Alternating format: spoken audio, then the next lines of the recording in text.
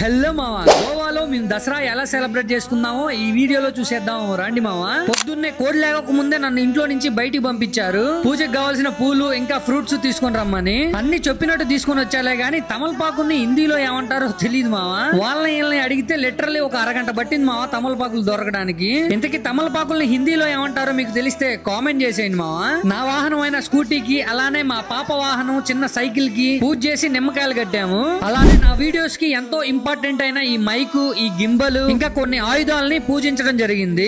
Last year దసరాకి మన followers 85,000 ఉండేవాళ్ళు, ఇప్పుడు 1,44,000 ఉన్నారు. మీ లవ్ అండ్ సపోర్ట్ ని నా జీవితంలో మర్చిపోలేను మావా. నాతో పాటు మిమ్మల్ని, మీ కుటుంబాన్ని ఆ దుర్గమ్మ తల్లి చల్లగా చూడాలని కోరుకుంటూ మీ అందరికీ విజయదశమి శుభాకాంక్షలు. నెక్స్ట్ మా ఆఫీస్ లో కొన్ని గేమ్స్ కండక్ట్ చేశారు దసరా సందర్భంగా.